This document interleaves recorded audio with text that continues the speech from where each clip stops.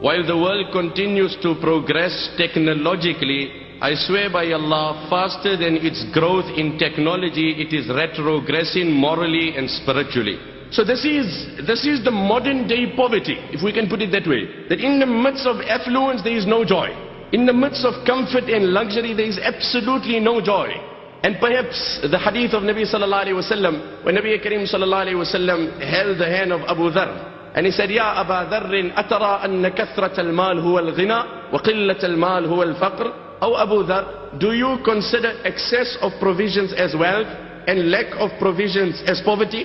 I said, O Nabi of Allah, that is the apparent definition of wealth and poverty. That if you have lot, you are successful, you are healthy, you are prosperous. And if you don't have, then you have a depressed life, you have a sick life. Nabi alayhi salam said, no, Abu Dharr, you have your facts muddled. Let me set the record correctly. Nabi alayhi salam then said in the riwayat of Ibn Hibban, إِنَّمَا الْغِنَى غِنَى الْقَلْبِ وَمَنْ كَانَ الْغِنَى فِي قَلْبِهِ فَلَا يَضُرُّهُ مَا لَقِيَ مِنَ الدُّنْيَا. No, Abu Dharr, wealth in essence is the contentment of heart. And no Niagara Falls and no Victoria Falls can give you that contentment that is divine from Allah. وَمَنْ كَانَ الْغِنَى فِي قَلْبِهِ. The one who has contentment in his heart, فَلَا يَضُرُّهُ مَا لَقِيَ مِنَ الدُّنْيَا. Then no amount of calamities and tragedies will harm this man, will depress this man. You see, it's got nothing to do with wealth. It's got nothing to do with health. مَنْ عَمِلَ صَالِحًا مِّن ذكر أو أنثى وهو مؤمن فلنحيينه حياة طيبة ولنجزينهم أجرهم بأحسن ما كانوا يعملون. In fact, the ayah that I recited that I really want to explore, and that is what Allah says, whoever will obey Allah, Allah promises a good life. What is the definition of a good life? It's the perception that it's a healthy and a wealthy life. Let's define. Let's have a common definition of a good life. And on the other hand, Allah says, whoever disobeys Allah, Allah will give him a narrowed life. The apparent life that the kuffar have is wealth, affluence, comfort, fame, luxury. And yet the Quran says every kafir has a narrowed life. And the believers, Allah says, those who obey Allah, they will have a good life. The most deserving for this good life is the galaxy of the prophets and the noble companions of Nabi alayhi salam, because the quality of iman and amal salihah was found in them to the highest extent. Nobody could have this more than them. And hence we do not find health and wealth common amongst all the prophets. At times perhaps it could define a good life, but it doesn't necessarily entail the total definition of a good life. Perhaps Allah gives it to some. Allah gave it to Sulaiman alayhi salam. What a kingdom, what a dominion, what a vast empire Allah had given him. Scholars write, two things define a good life and a content. This is the definition of a good life which Allah promises. The first is that whatever situation comes in your life, Allah gives you the ability to focus on the reward promise in that challenge in akhirah. What does Allah give you? A challenge comes on you. The definition of a good life is Allah enables you, Allah empowers you, Allah enriches you. This is not something that I can say or you can purchase. This is divinely inspired. Allah enables you to focus. This is the challenge, this is the calamity, this is on me in my life. This is what my Allah has kept for me in akhirah. And the second thing that defines a good life is that Allah gives you contentment. Now let's just briefly run through the life of Ayyub alayhi salatu wassalam. Allah had given him health, wealth, comfort, luxury, affluence. You name it and he had it. 80 years of total prosperity. Thereafter Allah decided to test him. Allah tested him in such a way, Allah took everything. Allah took all his farms, all his orchards, everything burnt away. The roof of his house, and this is authentic narrations, the roof of his house collapsed, causing all the occupants of his house, that were his 14 children, to die instantly. A person loses one child and never recovers.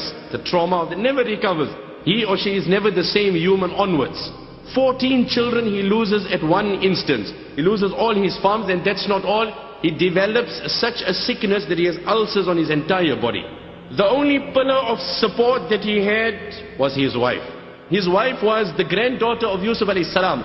وَقَدْ رَافَقَتْ هَذِهِ الْمَرْأَةُ حياة نعمته وصحته وزمن بؤسه وبلائه فكانت في الحالين مع زوجها شاكرة صابرة. This woman seen the era of prosperity. When things are good, then the partners are, oh, wonderful husband, wonderful. What more to complain? Why? Because life is prosperous, everything is going well. But when difficulties comes, when challenges sets in, now this is the time to support your partner. More than often in Western circles, these marriages dissolve.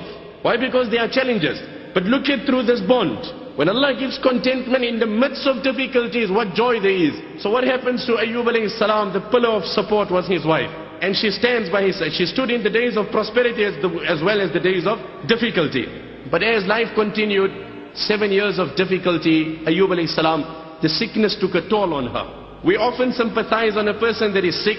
We forget to sympathize with those living with a sick person. At times they need more sympathy than the sick person. So it started taking a toll on her. 7 years lapsed. She comes to her husband. She says, don't you think it's high time you make dua to Allah that now He cures you and once again restores your health and we can see prosperity again. The tunnel is dark, it's raining, it's pouring, life is narrowing upon us. Don't you think perhaps if Allah can open up things in our life and we have a more brighter future? But this is a Nabi of Allah. He asked his wife, Kam labithtu fil raqa. Oh my wife, how long did we enjoy health and prosperity? So she said, 80 years, 8 decades. Kam labithtu fil bala. How long did we live in difficulty and how long am I sick and how long is it since we lost our children? So she said, it's 7 years if I recall correct since these difficulties came in our life. So Sayyidina Ayyub said, Ama astahi an atlub min Allahi raf'a bala'i wa ma qadaytu fihi muddata rakha'i. I feel ashamed that when my Allah has given me 80 years of prosperity and my Allah has only tested me for 7 years, I don't have the guts, nor do I think my situation justifies me asking Allah. 80 years of prosperity, if Allah tests me with difficulty for 80 years, and my days of adversity is in proportion to my days of prosperity, then perhaps I will take the courage of asking Allah. But until 80 years don't lapse, I'm not going to make an attempt to ask Allah. In the midst of sickness, but he's content. He's totally happy. There's divine happiness, divinely contentment. Allah inspires it. وَمَنْ كَانَ الْغِنَى فِي قَلْبِهِ. The one who has contentment in his heart, no worldly condition will depress him. Conditions will come upon him. Conditions will come upon him. Like they say, having Allah on your side does not mean sailing on the ocean with no waves. It doesn't mean that. But having Allah on your side means sailing in such a ship which no storm can sink. That is what it means. It doesn't mean you will not have storms. You will have storms, you will have waves. But when you have Allah on your side, no storm will sink that ship. That is divine contentment that Allah will give. And nothing of the world can give you this. It was after 7 years, however, when he saw his wife resorted to taking from her hair and selling it, that he said, Rabbi, massani al-durru wa anta arhamur rahimin. Even look at the way that he asked Allah to cure him. He didn't say, oh Allah, cure me. Oh Allah, you have harmed me. Oh Allah, you brought this sickness, take it away from me. No, no, no. He said, oh my Lord, harm has afflicted me. He didn't even attribute it to Allah subhanahu wa ta'ala. Wa anta arhamur rahimin. And you are the most merciful. Allah says, فَكَشَفْنَا مَا بِهِ مِن ضُرٍّ. We took away all the harm away from him. وَآتَيْنَاهُ أَهْلَهُ وَمِثْلَهُمْ مَعَهُم. We gave him his family back and his children back and double their amount. We gave him wealth.